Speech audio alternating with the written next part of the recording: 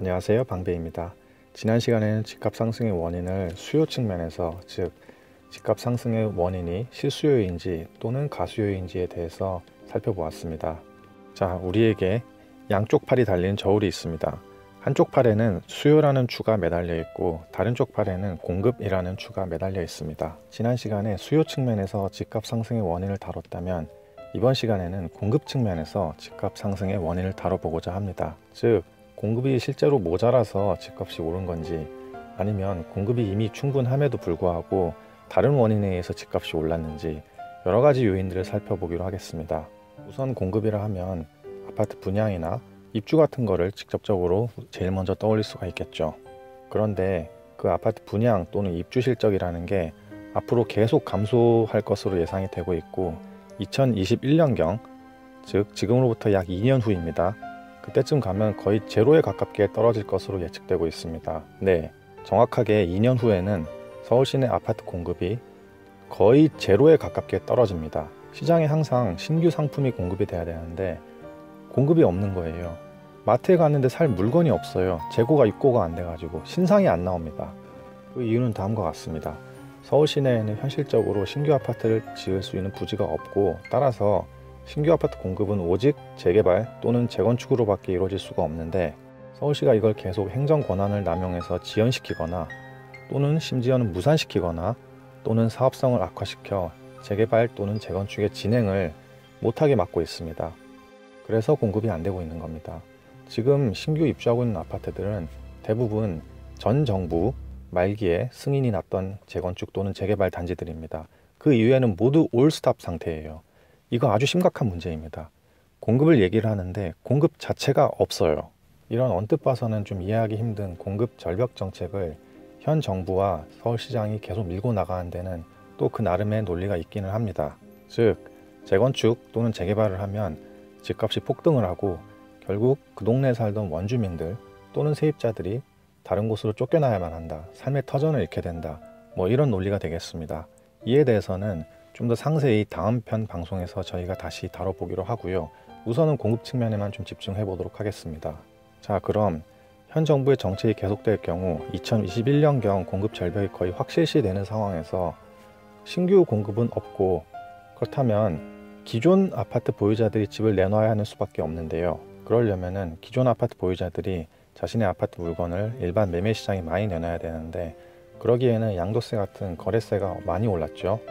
즉 세금을 내고 나면 집을 팔아도 남는 게 없어요. 그러면 팔 이유, 집을 팔아야 될 동기부여가 사라지죠.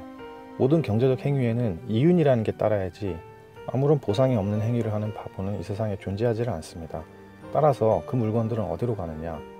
다 장기 임대사업자로 등록됩니다. 장기 임대사업자로 등록하게 될 경우에 최장 물건이 8년 가까이 묶입니다.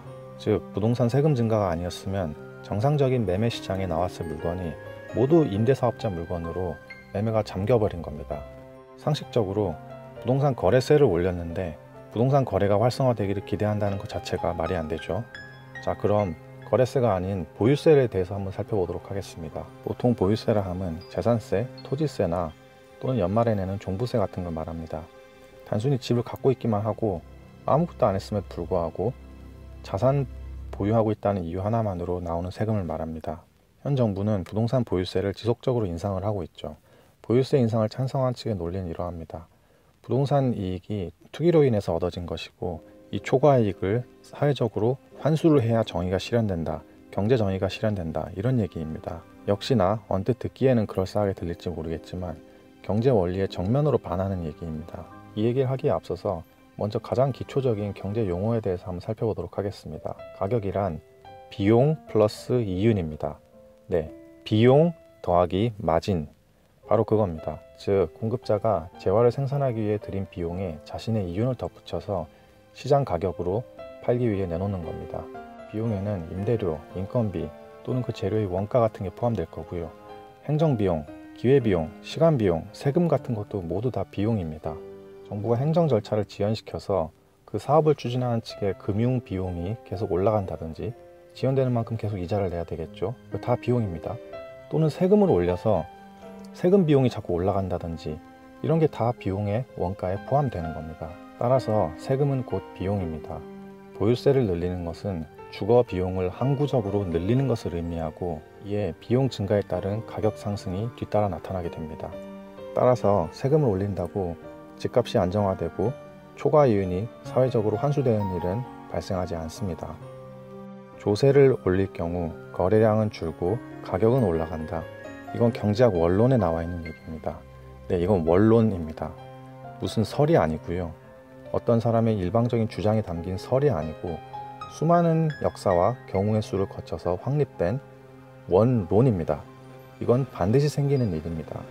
지난 노무현 정부와 현 문재인 정부의 집값 곡선과 거래량 추이를 보면은 이런 원론이 정확하게 적용되는 것을 확인할 수 있습니다. 즉, 보유세를 계속 증가했을 경우에 시장의 거래량은 계속 줄어드는데 반면에 집값이 계속 올라가는 현상을 확인할 수가 있습니다.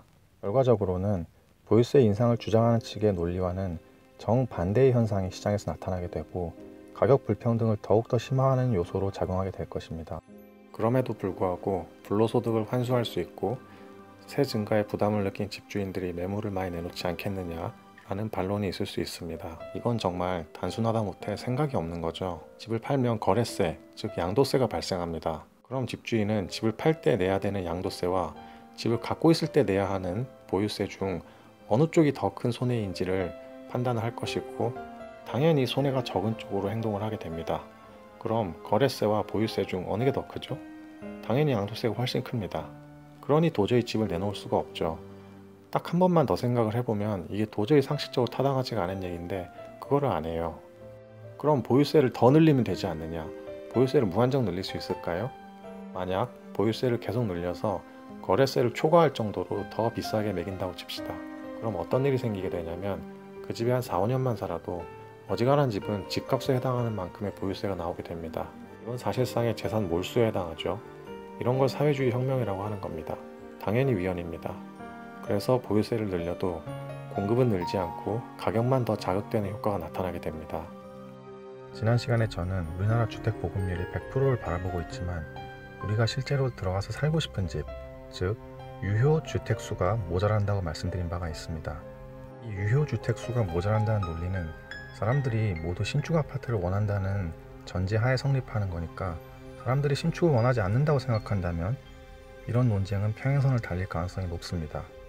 다만 한 가지 확실한 것은 현 정부의 주거 안정 정책이라는 게 주택 공급을 계속 억제하는 방향에서 작용을 하고 있으며 앞으로 약 2년 후에는 공급 절벽이 온다는 사실입니다.